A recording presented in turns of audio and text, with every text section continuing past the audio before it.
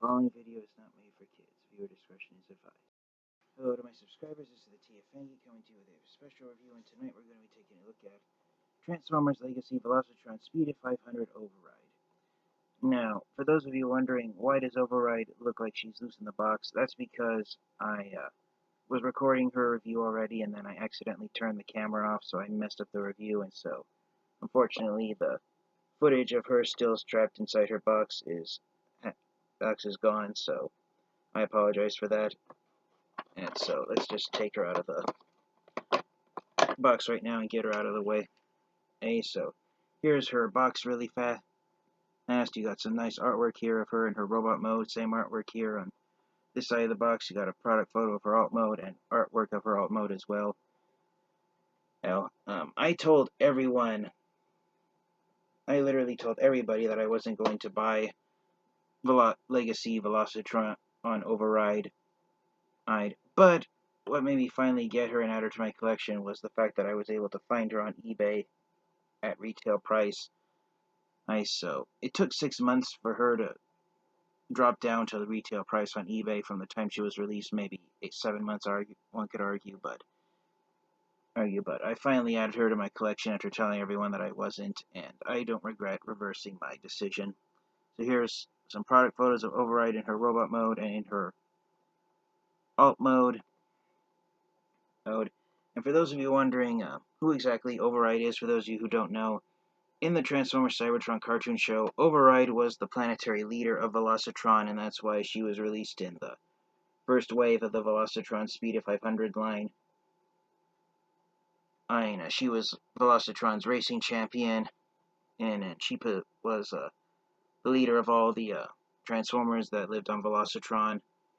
And I won't go too much into the Cybertron cartoon show, but one thing that I will say about Override that I'm surprised Hasbro and Takara decided to do was just like her original Cybertron on Deluxe class figure that was released back in 2005, here on the new Legacy Velocitron on Speedia 500 figure, the parts on Override that are red, and it matches up her original Cybertron action figure. In the Cybertron cartoon show, the parts of Override that are red on her action figure, they were actually a shade of pink in the Cybertron cartoon.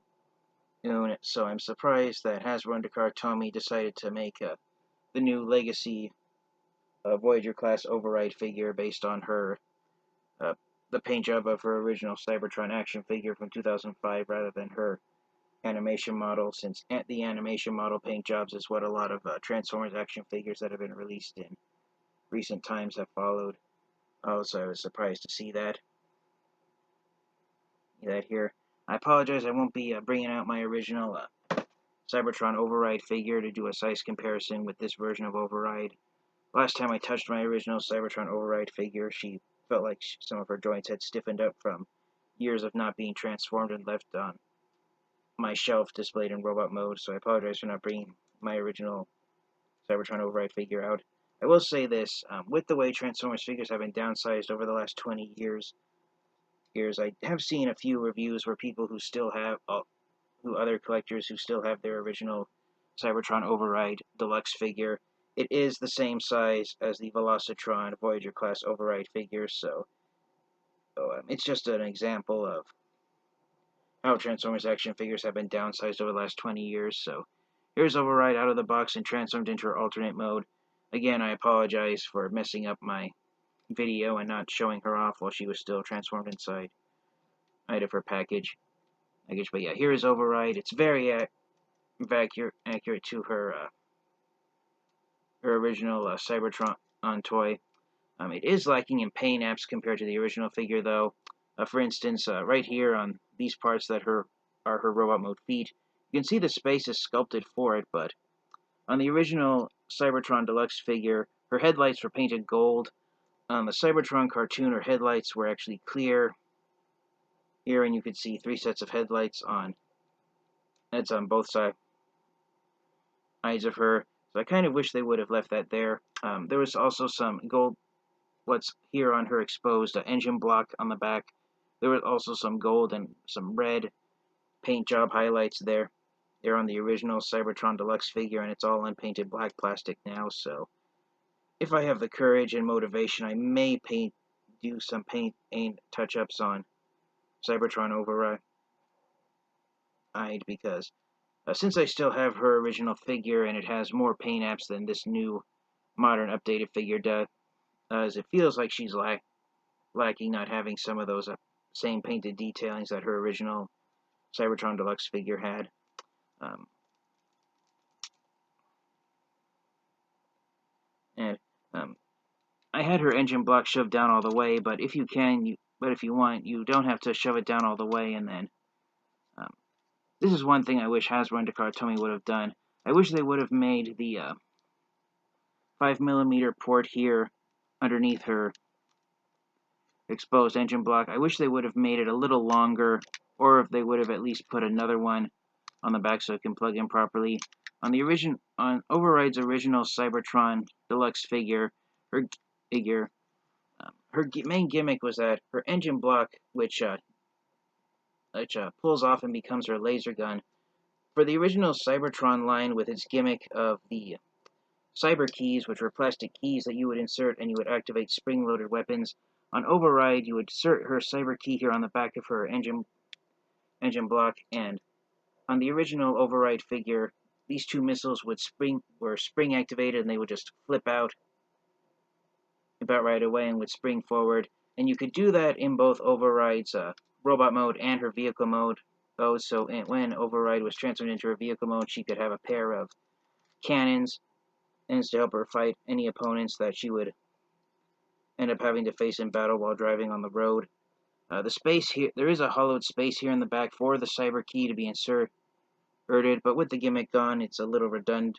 But one nice thing I do like is that you can see there's a little triangle right there, and those were on all of the Cybertron figures. Those triangles were arrows to show you where to place, which direction to insert the cyber key and where it was supposed to go. So that was pretty nice there. But as far as having a gimmick, Override's main gimmick is that these two racing fins that she has here on the top, on her original figure, the sides of them had red paint on them.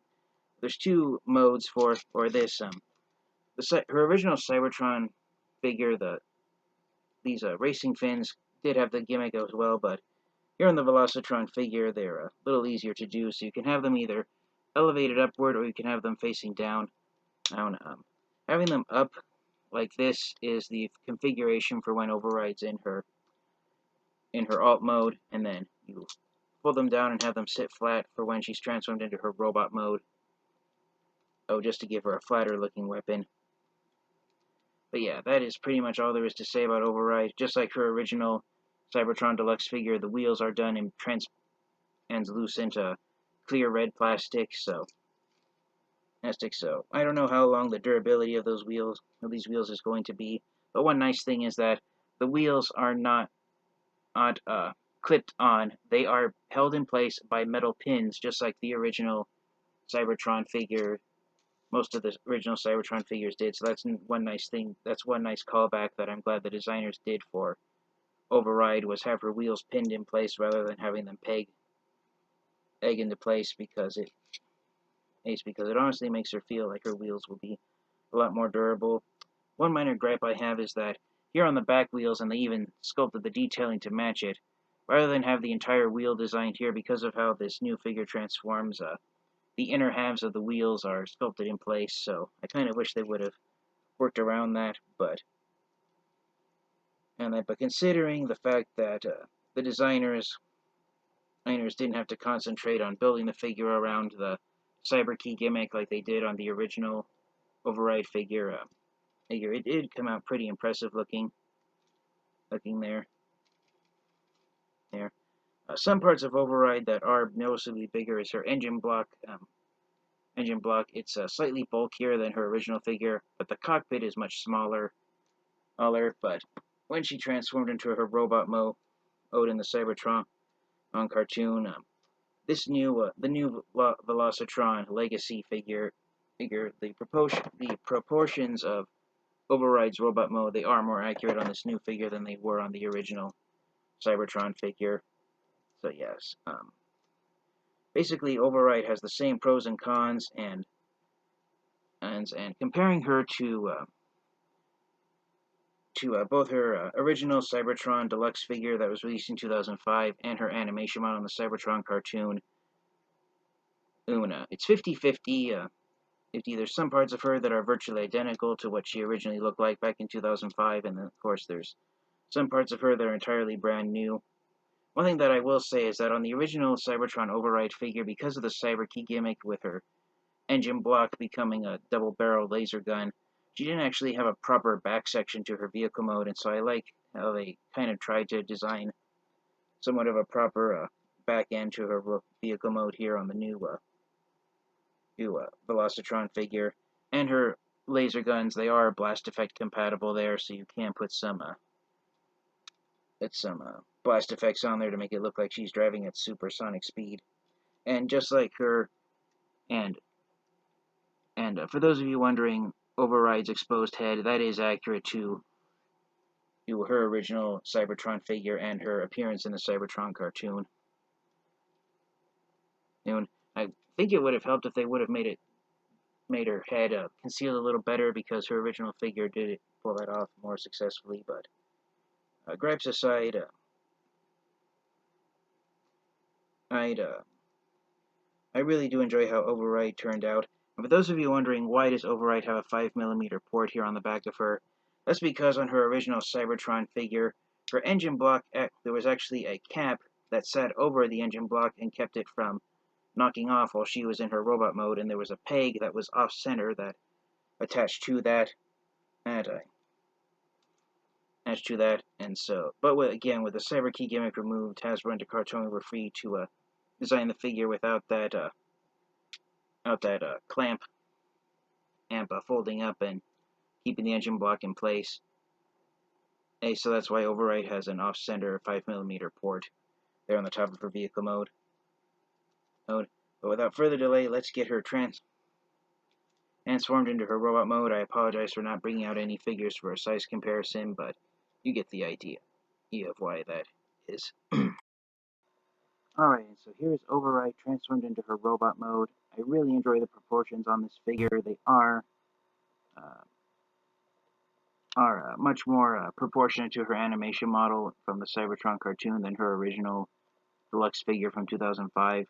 Just like the original Override figure, you can leave her weapon stored on the back of her while you're transforming her, and the original figure had that feature as well, where if you didn't want Override to hold her weapon, she had proper storage for it. It acted as a backpack for her. I believe it also acted as a kind of like didn't necessarily act like a jetpack, but it did end up acting like a booster, so Override could jump some great distances, but she couldn't really fly unless she was in outer space, so it did help her to at least be lightweight if gravity tried to weigh her down. Just like her original Cybertron figure, because her laser gun weapon is so wide, you do have to extend her arm forward to have her hold her weapon in her hand. On the original Cybertron Override figure, because the weapon opened up with the Cyber Key, you had to have her arm bent completely out at the elbow joint in order for the Cyber Key to activate the flip-out laser guns here. So it is nice that here on the new figure you can kind of sort of lower the elbow with the Cyber Key gimmick removed. So yes, I'm really impressed with how Override came out. She does technically have light-piped plastic on the back of her head, but because her eyes have been painted blue to match up her animation model, although the light piping doesn't really work if there's light shining through it at a distance. I just held Override up to my bedroom lamp to see if it could shine through. So the only way to get the light piping to activate is if you have a bright light shining into the back of her head, and with the blue paint on red plastic, I thought I saw in someone's review that it makes her eyes light up purple since it's blue paint on clear red plastic, so it doesn't really make her eyes glow blue. So why in the world they didn't just give her a blue light piping like her original Cybertron figure has, I honestly can't say, but it would have made sense to do it that way. Regardless. But again, with the Cyber Key gimmick removed, Override does have slightly more articulated joints than her original figure. Her head is on a ball joint, but since it's moving around on clear plastic, I recommend you only use that joint at your own risk. The arms can rotate at the shoulder 360 degrees forwards and backwards. The arms have the potential to spin 360 degrees clockwise and counterclockwise at the bicep, 90-degree bend at the elbows. The fists can spin at the wrist 360 degrees clockwise and counterclockwise due to transformation. Override does have proper waist articulation, but her backpack gets in the way. But that is one step up from her original Cybertron figure. The way the original Cybertron Override figure transformed, her robot mode pelvis actually split in half to get her legs transformed into the front and sides of her vehicle mode. And my camera can't really pick it up, but there's a sculpted line going down the middle of Override's pelvis, and it mimics that transformation on the original figure, where the pelvis of the robot mode actually has to split in half to get Override transformed. Her original Cybertron Deluxe figure transformed back and forth from robot mode to vehicle mode. So Override does finally have a waist articulation where she originally didn't, but it's hindered by the backpack. So it's basically a joint that has the potential to do something the original figure did not, but it's hindered from having full use. So it's a bittersweet upgrade in that regard. The legs can go out this far, so she can do the splits. It's at the waist. They can go forward this far. They can only go back this far again due to Override's backpack. The legs can spin 360 degrees at the thigh. You do get a hinge joint at the knee, but if you bend it too far, you could unlock the hinge joint that actually transforms the legs locked in place. The feet can go up and down this far at the ankle, and then of course you do have ankle rockers, so if you want to, you could get Override into a wide-legged pose if you desire. So, again, the main reason I told everyone that I wasn't going to get this figure. I had no interest in getting Override because I had her original Cybertron figure, and for the the Transformers Cybertron line, it was my favorite line of Transformers action figures from the Unicron trilogy, and Transformers Cybertron was my favorite part of the Unicron trilogy. So the modern figures for the Cybertron characters, I really didn't have an interest in getting. All of the modern-day Unicron trilogy Transformers action figures that I've gotten them either because I found them for a very good price, or because they were characters that I had nostalgia for, such as the Siege Leader Class Cybertron version of Optimus Prime, the Generation Select Cybertron Hotshot figure that was repainted from Siege Hound, Armada Starscream.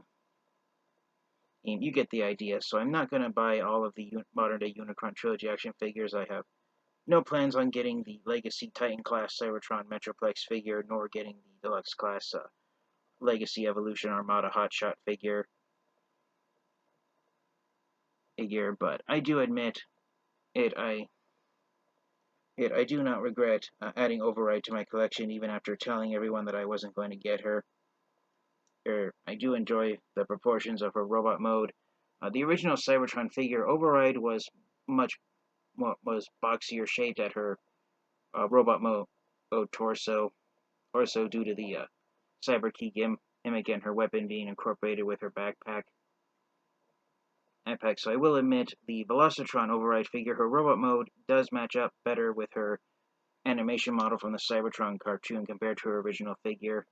And again, the original Cybertron Override figure, it is the exact same size as this new figure, even though that figure back in 2005 was sold as a deluxe and this figure is being sold as a Voyager. So unfortunately, the fact that this Voyager class figure is the same size as Override's original Cybertron Deluxe class figure from 2005, comparing the two Cybertron Override figures with each other is just unfortunately a prime example, pun not intended, of how Transformers figures have been downsized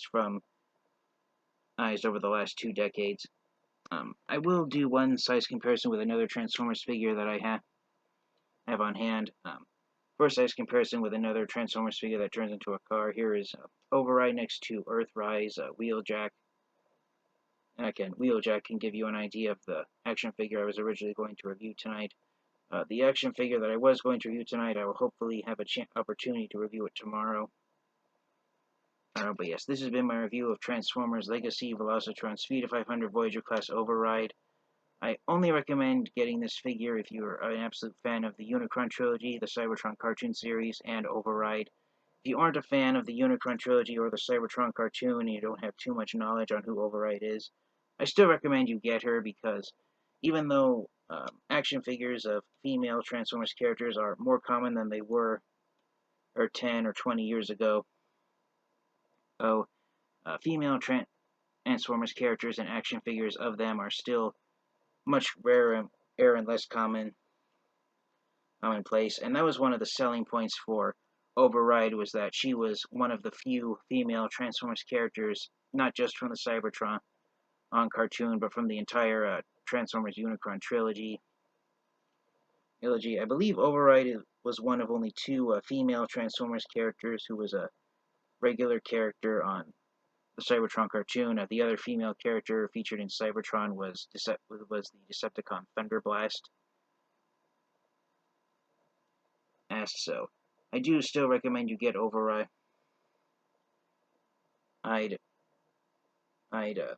Nostalgia blinded me to how great a figure this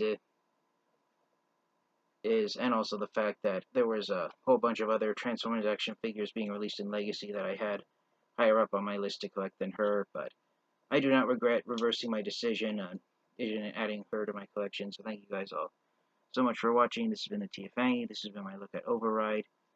And until next time, you guys, stay safe, stay healthy, and hopefully next time I won't mess up with my camera, and then I'll be able to review the figures as I originally have planned. So until next time, you guys, stay safe, stay healthy, transform and roll out. Goodbye.